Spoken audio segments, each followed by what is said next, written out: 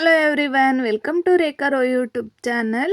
ಎಲ್ಲರೂ ಹೇಗಿದ್ದೀರಾ? I hope ಎಲ್ಲರೂ ಚೆನ್ನಾಗಿದ್ದೀರಾ ಅನ್ಕೊತೀನಿ. ಇವತ್ತಿನ ರೆಸಿಪಿ ಬಂದುಬಿಟ್ಟು ಈರುಳ್ಳಿ ಮಂಚೂರಿಯನ್ನು ಹೇಗೆ ಮಾಡೋದು ಅಂತ ತೋರಿಸ್ಕೊಡ್ತಿದ್ದೀನಿ. ಗೋಬಿ ಮಂಚೂರಿಗಿಂತನೂ ಸೂಪರ್ ಟೇಸ್ಟಿಯಾಗಿರುತ್ತೆ ಈರುಳ್ಳಿ ಮಂಚೂರಿಯನ್ನು. ಬನ್ನಿ ಇವಾಗ ತಡ ಮಾಡೋದು ಬೇಡ, ಈ ರೆಸಿಪಿನ ಹೇಗೆ ಮಾಡೋದು ಅಂತ ನೋಡ್ಕೊಂಡು ಬರೋಣ.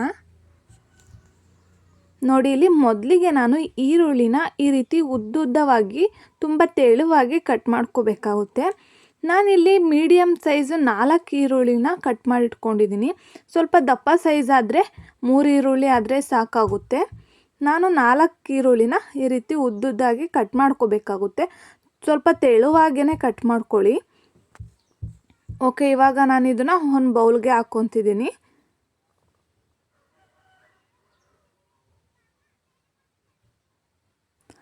ಇವಾಗ ಇದಕ್ಕೆ ನಾನಿಲ್ಲಿ ರುಚಿಗೆ ತಕ್ಕಷ್ಟು ಉಪ್ಪನ್ನ ಹಾಕ್ಕೊತಿದ್ದೀನಿ. ಉಪ್ಪನ್ನ ಹಾಕ್ಕೊಂಡು ಚೆನ್ನಾಗಿ ಮಿಕ್ಸ್ ಮಾಡ್ಕೋಬೇಕು. ಉಪ್ಪನ್ನ ಹಾಕ್ಕೊಂಡೇ ಇದನ್ನ ಒಂದು ಸಲ ಮಿಕ್ಸ್ ಮಾಡ್ಕೋಬೇಕು, ಯಾಕಂದರೆ ಈರುಳ್ಳಿ ಸ್ವಲ್ಪ ಸಾಫ್ಟ್ ಆಗುತ್ತೆ ಹಾಗೂ ಈರುಳ್ಳಿಯಲ್ಲಿರುವಂತಹ ನೀರಿನ ಅಂಶ ಬಿಟ್ಕೊಳ್ಳುತ್ತೆ. ಅದಕ್ಕೋಸ್ಕರ ಉಪ್ಪನ್ನ ಹಾಕ್ಕೊಂಡು ಸ್ವಲ್ಪ ಚೆನ್ನಾಗಿ ಮಿಕ್ಸ್ ಮಾಡ್ಕೊಳ್ಳೋಣ. ಅದಾದ ನಂತರ ನಾನಿಲ್ಲಿ ಇವಾಗ ಇದಕ್ಕೆ ಅರ್ಧ ಸ್ಪೂನ್ ಶುಂಠಿ ಬೆಳ್ಳುಳ್ಳಿ ಪೇಸ್ಟ್ನ ಹಾಕ್ಕೊತಿದ್ದೀನಿ. ಹಾಗೆ 2 ಸ್ಪೂನು ಖಾರದ ಪುಡಿನ ಹಾಕ್ಕೊತಿದ್ದೀನಿ. ಖಾರ ನೋಡ್ಕೊಂಡು ಹಾಕ್ಕೊಳ್ಳಿ. ಖಾರ ಇದ್ದರೆ ಸ್ವಲ್ಪ 1 ಸ್ಪೂನ್ ಹಾಕ್ಕೊಳ್ಳಿ ಸಾಕು. ಅಷ್ಟೊಂದೇನು ಖಾರ ಇಲ್ಲ ಅಂದರೆ 2 ಸ್ಪೂನ್ ಹಾಕ್ಕೊಳ್ಳಿ. ಇವಾಗ ಇದನ್ನ ಚೆನ್ನಾಗಿ ಮಿಕ್ಸ್ ಮಾಡ್ಕೋಬೇಕು. ಈರುಳ್ಳಿಗೆಲ್ಲ ಖಾರ ಚೆನ್ನಾಗಿ ಅಂಟೋ ರೀತಿ ಇದನ್ನು ಚೆನ್ನಾಗಿ ಮಿಕ್ಸ್ ಮಾಡ್ಕೋಬೇಕಾಗುತ್ತೆ. ಇವಾಗ ಇದಕ್ಕೆ ನಾನಿಲ್ಲಿ 3 ಸ್ಪೂನು ಕಾರ್ನ್ಫ್ಲೋರ್ನ ಹಾಕ್ಕೊತಿದ್ದೀನಿ. ಹಾಗೆ 3 ಸ್ಪೂನು ಮೈದಾ ಹಿಟ್ಟನ್ನ ಹಾಕ್ಕೋಬೇಕು. ಇವಾಗ ಇದನ್ನು ಚೆನ್ನಾಗಿ ಮಿಕ್ಸ್ ಮಾಡ್ಕೊಳ್ಳೋಣ. ಯಾವುದೇ ಕಾರಣಕ್ಕೂ ಇದಕ್ಕೆ ಸ್ವಲ್ಪನೂ ಕೂಡ ನೀರನ್ನ ಹಾಕ್ಕೊಳ್ದೇ ಮಿಕ್ಸ್ ಮಾಡ್ಕೊಳ್ಳಿ, ಯಾಕಂದರೆ ಆಲ್ರೆಡಿ ಈರುಳ್ಳಿಲೇ ನೀರಿನ ಅಂಶ ಬಿಟ್ಕೊಂಡಿರುತ್ತೆ. ಅದಕ್ಕೋಸ್ಕರ ನೀರನ್ನ ಹಾಕ್ಕೊಳ್ದೇ ಚೆನ್ನಾಗಿ ಮಿಕ್ಸ್ ಮಾಡ್ಕೋಬೇಕಾಗುತ್ತೆ. ನಿಮಗೇನಾದರೂ ಸ್ವಲ್ಪ ತೆಳುವಾಯಿತು ಅನಿಸಿದರೆ ಮತ್ತೆ 1 ಸ್ಪೂನು ಮೈದಾ ಹಿಟ್ಟು ಅಥವಾ ಕಾರ್ನ್ಫ್ಲೋರ್ನ ಹಾಕ್ಕೊಳ್ಳಿ. ಕಾರ್ನ್ಫ್ಲೋರ್ ಇಲ್ಲ ಅಂದರೆ ಅಕ್ಕಿ ಹಿಟ್ಟನ್ನ ಕೂಡ ಹಾಕ್ಕೋಬೋದು, ಅದು ಕೂಡ ಸ್ವಲ್ಪ ಕ್ರಿಸ್ಪಿನೆಸ್ ಆಗೇ ಬರುತ್ತೆ. ನೋಡಿ, ಈ ರೀತಿಯಾಗಿ ಚೆನ್ನಾಗಿ ಮಿಕ್ಸ್ ಮಾಡ್ಕೋಬೇಕಾಗುತ್ತೆ. ಸ್ವಲ್ಪ ಗಟ್ಟಿಯಾಗೇ ಇರಬೇಕು. ನೋಡಿ, ಈ ಸೈಜಲ್ಲಿ ನಾವು ಉಂಡೆ ಆಗಿ ಮಾಡ್ಕೋಬೇಕು.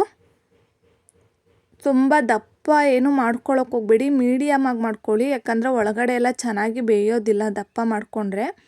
ನೋಡಿ, ನಾನು ತೋರಿಸ್ತಿದ್ನಲ್ಲ, ಈ ಸೈಜಲ್ಲಿ ಮಾಡಿಕೊಂಡ್ರೆ ಸ್ವಲ್ಪ ಒಳಗಡೆ ಎಲ್ಲ ಚೆನ್ನಾಗಿ ಬೆಂದಿರುತ್ತೆ, ಕ್ರಿಸ್ಪಿನೆಸ್ ಆಗಿ ಬರುತ್ತೆ. ನೋಡಿ, ನಮಗೆ ಈಗ ಉಂಡೆ ಮಾಡೋಕ್ಕೆ ಬರೋ ರೀತಿ ನಾವು ಸ್ವಲ್ಪ ಗಟ್ಟಿಯಾಗಿ ಇದನ್ನು ನಾದ್ಕೋಬೇಕಾಗುತ್ತೆ.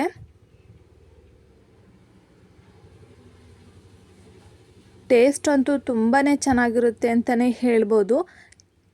ನೋಡಿ, ಅದೇ ರೀತಿಯಾಗಿ ನಾನಿಲ್ಲಿ ಎಲ್ಲದನ್ನು ಉಂಡೆಗಳಾಗಿ ಮಾಡಿಟ್ಕೊಂಡಿದ್ದೀನಿ. ಇವಾಗ ಇದನ್ನು ನಾವಿಲ್ಲಿ ಎಣ್ಣೆಲಿ ಹಾಕಿ ಕರಿಬೇಕಾಗುತ್ತೆ. ನೋಡಿ, ಇವಾಗ ನಾನು ಸ್ಟವ್ ಆನ್ ಮಾಡಿ ಇಲ್ಲಿ ಎಣ್ಣೆನ ಬಿಸಿ ಮಾಡೋದಕ್ಕೆ ಇಟ್ಕೊಂಡಿದ್ದೀನಿ. ಎಣ್ಣೆ ಸ್ವಲ್ಪ ಚೆನ್ನಾಗಿ ಬಿಸಿ ಆದಮೇಲೆ ಇವಾಗ ಇದಕ್ಕೆ ನಾನಿಲ್ಲಿ ಮಾಡಿಟ್ಕೊಂಡಿರೋ ಅಂತಹ ಈರುಳ್ಳಿ ಉಂಡೆಗಳನ್ನ ಹಾಕ್ಕೊತಿದ್ದೀನಿ. ಎಣ್ಣೆ ಸ್ವಲ್ಪ ಚೆನ್ನಾಗಿ ಬಿಸಿ ಆಗಿದ ಮೇಲೇ ಉಂಡೆಗಳನ್ನ ಹಾಕ್ಕೊಳ್ಳಿ. ನೋಡಿ, ಈಗ ಈರುಳ್ಳಿ ಉಂಡೆಗಳನ್ನೆಲ್ಲ ಹಾಕ್ಕೊಂಡ್ಮೇಲೆ ನಾವು ಗ್ಯಾಸ್ನ ಲೋ ಫ್ಲೇಮಲ್ಲಿ ಇಟ್ಕೊಂಡೆ ಇದನ್ನು ಚೆನ್ನಾಗಿ ಬೇಯಿಸ್ಕೋಬೇಕಾಗುತ್ತೆ. ಆವಾಗಲೇ ನಮಗೆ ಕ್ರಿಸ್ಪಿನೆಸ್ ಆಗಿ ಬರೋದು.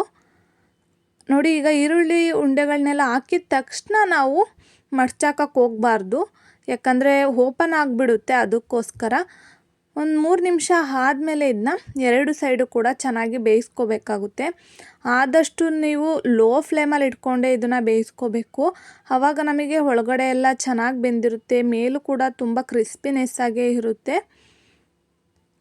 ಮಿನಿಮಮ್ ಅಂದರೂ ಒಂದು 15 ಮಿನಿಟ್ಸ್ ಆದರೂ ಇದನ್ನು ಲೋ ಫ್ಲೇಮಲ್ಲಿ ಇಟ್ಕೊಂಡೆ ಬೇಯಿಸ್ಕೋಬೇಕಾಗುತ್ತೆ. ನೋಡಿ, ಈ ರೀತಿ ಕಲರೆಲ್ಲ ಚೇಂಜ್ ಆಗೋ ರೀತಿ ನಾವು ಚೆನ್ನಾಗಿ ಬೇಯಿಸ್ಕೋಬೇಕು. ನಿಮಗೆ ಗೊತ್ತಾಗುತ್ತೆ ಕ್ರಿಸ್ಪಿನೆಸ್ಸು, ಆವಾಗ ನಾವು ಇದನ್ನು ಎಣ್ಣೆಯಿಂದ ತೆಗಿಬೇಕಾಗುತ್ತೆ. ನೋಡಿ, ಎಷ್ಟು ಚೆನ್ನಾಗಿ ಬಂದಿದೆ ಅಂತ. ಕಲರು ತುಂಬಾ ಚೆನ್ನಾಗಿದೆ. ಇಷ್ಟು ಕಲರ್ ಬಂದ ತಕ್ಷಣ ನಾವು ತೆಗಿಬೇಕಾಗುತ್ತೆ. ಓಕೆ, ಅದೇ ರೀತಿ ನಾನಿಲ್ಲಿ ಎಲ್ಲದನ್ನು ಕೂಡ ಎಣ್ಣೆಲಿ ಬೇಯಿಸ್ಕೊಂಡು ಇಟ್ಕೊಂಡಿದ್ದೀನಿ. ಇದು ಕಂಪ್ಲೀಟಾಗಿ ತಣ್ಣಗೆ ಆದಮೇಲೆ ನಾವು ಮತ್ತು ಇದನ್ನು ಇನ್ನೊಂದು ಸಲ ಬಿಸಿ ಆಗಿರೋ ಎಣ್ಣೆಗೆ ಹಾಕ್ಕೊಂಡು ಒಂದು 2 ನಿಮಿಷ ಈ ರೀತಿ ಫ್ರೈ ಮಾಡ್ಕೋಬೇಕಾಗುತ್ತೆ. ಆವಾಗ ನಮಗೆ ಸ್ವಲ್ಪ ಕ್ರಿಸ್ಪಿನೆಸ್ಸಾಗಿ ಬರುತ್ತೆ ಅನ್ನೋದಕ್ಕೋಸ್ಕರ ಅಷ್ಟೇ. ನೋಡಿ ಮತ್ತೆ ಇವಾಗ ಇದನ್ನು ನಾನಿಲ್ಲಿ ಎಣ್ಣೆಗೆ ಹಾಕ್ಕೊಂಡು ಚೆನ್ನಾಗಿ ಒಂದು 2 ನಿಮಿಷ ಬೇಯಿಸ್ಕೊತಾ ಇದ್ದೀನಿ. ತುಂಬಾ ಚೆನ್ನಾಗಿ ಕ್ರಿಸ್ಪಿನೆಸ್ಸಾಗಿ ಬರುತ್ತೆ, ಅದಕ್ಕೋಸ್ಕರ ಅಷ್ಟು ಮೆತ್ತಗಾಗೋದಿಲ್ಲ.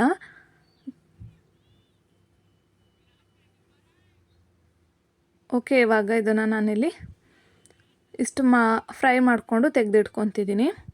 ನೋಡಿ ಅದೇ ರೀತಿಯಾಗಿ ಎಲ್ಲದನ್ನು ಕೂಡ ಬೇಯಿಸ್ಕೊಂಡು ಇಟ್ಕೊಂಡಿದ್ದೀನಿ. ತುಂಬ ಕ್ರಿಸ್ಪಿನೆಸ್ಸಾಗಿ ಬಂದಿತ್ತು ಮಾತ್ರ. ಓಕೆ, ಇವಾಗ ನಾವು ಇದಕ್ಕೆ ಬೇಕಾಗಿರೋ ಅಂತಹ ಒಂದು ಮಸಾಲಾನ ರೆಡಿ ಮಾಡೋಣ. ಮಸಾಲಾನ ರೆಡಿ ಮಾಡ್ಕೊಳ್ಳೋಕ್ಕೆ ನಾನಿಲ್ಲಿ ಸ್ಟವ್ ಆನ್ ಮಾಡಿ ಒಂದು ಪ್ಯಾನ್ನ ಇಟ್ಕೊಂಡಿದ್ದೀನಿ. ಇವಾಗ ಇದಕ್ಕೆ ನಾನಿಲ್ಲಿ ಒಂದು 2 ಸ್ಪೂನು ಎಣ್ಣೆನ ಹಾಕ್ಕೊತಿದ್ದೀನಿ. ಎಣ್ಣೆ ಸ್ವಲ್ಪ ಚೆನ್ನಾಗಿ ಬಿಸಿ ಆದಮೇಲೆ ನೋಡಿ ಇಲ್ಲಿ ಶುಂಠಿ ಹಾಗೂ ಬೆಳ್ಳುಳ್ಳಿನ ಈ ರೀತಿ ಸಣ್ಣ ಸಣ್ಣದಾಗಿ ಕಟ್ ಮಾಡಿಕೊಂಡು ಹಾಕ್ಕೋಬೇಕಾಗುತ್ತೆ.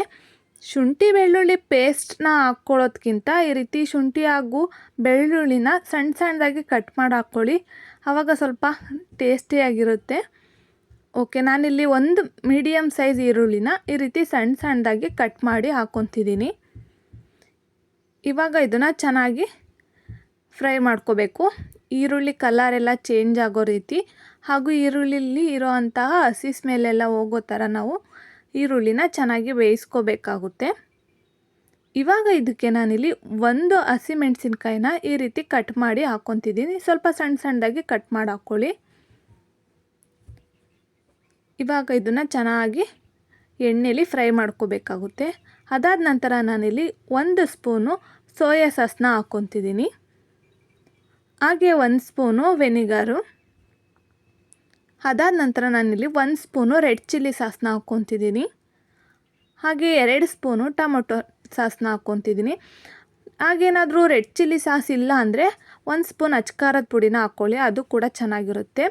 ಟೊಮೊಟೊ ಸಾಸ್ ಇಲ್ಲ ಅಂದರೆ ತುಂಬ ಚೆನ್ನಾಗಿ ಹಣ್ಣಾಗಿರೋಂತಹ ಟೊಮೊಟೊನ ರುಬ್ಕೊಂಡು ಹಾಕ್ಕೊಳ್ಳಿ. ನಾನಿಲ್ಲಿ ಅರ್ಧ ಟೊಮೊಟೊನ ತುಂಬ ಚೆನ್ನಾಗಿ ಹಣ್ಣಾಗಿರೋಂತಹ ಟೊಮೊಟೊನ ರುಬ್ಕೊಂಡೇ ಹಾಕ್ಕೊತಿರೋದು. ಇವಾಗ ಇದಕ್ಕೆ ನಾನಿಲ್ಲಿ ಸ್ವಲ್ಪ ರುಚಿಗೆ ತಕ್ಕಷ್ಟು ಉಪ್ಪನ್ನ ಹಾಕ್ಕೊತಿದ್ದೀನಿ. ಆಲ್ರೆಡಿ ನೀವು ಈರುಳ್ಳಿನ ಮಿಕ್ಸ್ ಮಾಡಿ ಫ್ರೈ ಮಾಡ್ಕೊಂಡಿದ್ದೀವಲ್ಲ, ಅದರಲ್ಲೂ ಉಪ್ಪನ್ನ ಹಾಕ್ಕೊಂಡಿರ್ತೀವಿ. ಇಲ್ಲಿ ನೋಡಿಕೊಂಡು ಹಾಕ್ಕೊಳ್ಳಿ ಸ್ವಲ್ಪ ಉಪ್ಪನ್ನ. ಇವಾಗ ಇದನ್ನ ಚೆನ್ನಾಗಿ ಲೋ ಫ್ಲೇಮಲ್ಲಿ ಇಟ್ಕೊಂಡು ಇದನ್ನು ಚೆನ್ನಾಗಿ ಬೇಯಿಸ್ಕೋಬೇಕು. ಇದನ್ನು ಒಂದು 3 ನಿಮಿಷನಾದರೂ ಇದನ್ನ ಚೆನ್ನಾಗಿ ಬೇಯಿಸ್ಕೋಬೇಕು. ಅಷ್ಟರಲ್ಲಿ ನಾವಿವಾಗ ಒಂದು ಬೌಲ್ಗೆ ನಾನಿಲ್ಲಿ 1 ಸ್ಪೂನು ಕಾರ್ನ್ಫ್ಲೋರ್ನ ಹಾಕ್ಕೊಂಡಿದ್ದೀನಿ. 1 ಸ್ಪೂನ್ ಕಾರ್ನ್ಫ್ಲೋರ್ಗೆ ನಾನಿವಾಗ ಅರ್ಧ ಗ್ಲಾಸ್ದು ತಣ್ಣೀರನ್ನ ಹಾಕ್ಕೊತಿದ್ದೀನಿ. ಇವಾಗ ಇದನ್ನ ನಾವು ಚೆನ್ನಾಗಿ ಮಿಕ್ಸ್ ಮಾಡ್ಕೋಬೇಕಾಗುತ್ತೆ. ಒಂದು ಸ್ವಲ್ಪನೂ ಗಂಟು ಬರದೇ ಇರೋ ರೀತಿ ಇದನ್ನ ಚೆನ್ನಾಗಿ ಮಿಕ್ಸ್ ಮಾಡ್ಕೋಬೇಕಾಗುತ್ತೆ. ನೋಡಿ ಈ ರೀತಿಯಾಗಿ ಚೆನ್ನಾಗಿ ಮಿಕ್ಸ್ ಮಾಡ್ಕೊತಾ ಇದ್ದೀನಿ ನಾನು. ಇವಾಗ ಒಂದು 3 ನಿಮಿಷ ಆದಮೇಲೆ ನಾನು ಇದಕ್ಕೆ ನಾವೇನು ಮಿಕ್ಸ್ ಮಾಡಿ ಇಟ್ಕೊಂಡಿದ್ದೀವೋ ಕಾರ್ನ್ಫ್ಲೋರ್ ನೀರನ್ನ ಹಾಕ್ಕೊತಿದ್ದೀನಿ. ಕಾರ್ನ್ಫ್ಲೋರ್ ನೀರನ್ನ ಹಾಕ್ಕೊಂಡು ಜಾಸ್ತಿ ನಾವು ಇದನ್ನ ಬೇಯಿಸ್ಕೊಳ್ಳೋಕೆ ಹೋಗಬಾರ್ದು. ಒಂದೇ 1 ನಿಮಿಷ ಅಷ್ಟೇ ಇದನ್ನು ಹಾಕ್ಕೊಂಡು ಚೆನ್ನಾಗಿ ಮಿಕ್ಸ್ ಮಾಡಿಕೊಂಡ್ರೆ ಅದು ಒಂದು ಸ್ವಲ್ಪ ಗಟ್ಟಿಯಾಗಿ ಬರುತ್ತೆ. ನೋಡಿ ಈ ರೀತಿ ಚೆನ್ನಾಗಿ ಮಿಕ್ಸ್ ಮಾಡ್ಕೋಬೇಕಾಗುತ್ತೆ. ಗ್ಯಾಸ್ನ ಸ್ವಲ್ಪ ಲೋ ಫ್ಲೇಮಲ್ಲಿ ಇಟ್ಕೊಂಡು ಇದನ್ನ ಮಾಡ್ಕೊಳ್ಳಿ. ನೋಡಿ ಈ ರೀತಿಯಾಗಿ ಚೆನ್ನಾಗಿ ಗಟ್ಟಿ ಆದಮೇಲೆ ನಾವು ಎಣ್ಣೆಲಿ ಫ್ರೈ ಮಾಡಿ ಇಟ್ಕೊಂಡಿರೋ ಅಂತಹ ಈರುಳ್ಳಿ ಮಂಚೂರಿಯನ್ನು ಹಾಕ್ಕೋಬೇಕಾಗುತ್ತೆ. ಈರುಳ್ಳಿ ಮಂಚೂರಿಯನ್ನು ಹಾಕ್ಕೊಂಡು ಚೆನ್ನಾಗಿ ಮಿಕ್ಸ್ ಮಾಡ್ಕೊಳ್ಳೋಣ. ಮಸಾಲೆ ಎಲ್ಲ ಅದಕ್ಕೆ ಅಂಟೋ ರೀತಿ ಇದನ್ನ ಚೆನ್ನಾಗಿ ಮಿಕ್ಸ್ ಮಾಡ್ಕೋಬೇಕು. ತುಂಬ ಇದನ್ನ ಬೇಯಿಸ್ಕೊಳ್ಳೋಕೆ ಹೋಗಬೇಡಿ, ತುಂಬ ಮೆತ್ತಗಾಗ್ಬಿಡುತ್ತೆ, ಅಷ್ಟು ಕ್ರಿಸ್ಪಿನೆಸ್ಸಾಗಿ ಬರೋದಿಲ್ಲ. ಒಂದೇ 1 ನಿಮಿಷ ಅಷ್ಟೇ ಸಾಕು. ಈ ರೀತಿ ಚೆನ್ನಾಗಿ ಮಿಕ್ಸ್ ಮಾಡಿಕೊಂಡು ಗ್ಯಾಸ್ನ ಆಫ್ ಮಾಡ್ಕೊಬಿಡಿ ಸಾಕು. ನೋಡಿ ಎಷ್ಟು ಚೆನ್ನಾಗಿ ಬಂದಿದೆ ಅಂತ, ತುಂಬಾ ಚೆನ್ನಾಗಿ ಬಂದಿದೆ. ಯಾರೆಲ್ಲ ಈ ರೆಸಿಪಿನ ಟ್ರೈ ಮಾಡಿಲ್ಲ, ಒಂದು ಸಲ ಈ ರೆಸಿಪಿನ ಟ್ರೈ ಮಾಡಿ. ಗೋಬಿ ಮಂಚೂರಿಯನ್ಗಿಂತನೂ ತುಂಬ ಟೇಸ್ಟಿಯಾಗಿರುತ್ತೆ. ಓಕೆ, ಲಾಸ್ಟಲ್ಲಿ ಇವಾಗ ಇದಕ್ಕೆ ನಾನಿಲ್ಲಿ ಸ್ವಲ್ಪ ಕೊತ್ತಂಬರಿ ಸೊಪ್ಪನ್ನ ಹಾಕ್ಕೊತಿದ್ದೀನಿ. ಕೊತ್ತಂಬರಿ ಸೊಪ್ಪನ್ನ ಹಾಕ್ಕೊಂಡ್ರೆ ಸ್ವಲ್ಪ ಫ್ಲೇವರ್ ತುಂಬಾ ಚೆನ್ನಾಗಿರುತ್ತೆ ಅಂತಲೇ ಹೇಳ್ಬೋದು. ಹೊರಗಡೆಯಿಂದ ಗೋಬಿ ಮಂಚೂರಿಯನ್ನ ತಗೊಬಂದು ತಿನ್ನೋದಕ್ಕಿಂತ ಮನೇಲೇ ಇರುವಂತಹ ಐಟಮಲ್ಲಿ ನಾವು ತುಂಬ ಈಸಿಯಾಗಿ ಕಡಿಮೆ ಸಮಯದಲ್ಲೇ ಈರುಳ್ಳಿ ಮಂಚೂರಿಯನ್ನು ಮಾಡ್ಕೊಂಡು ತಿನ್ಬೋದು.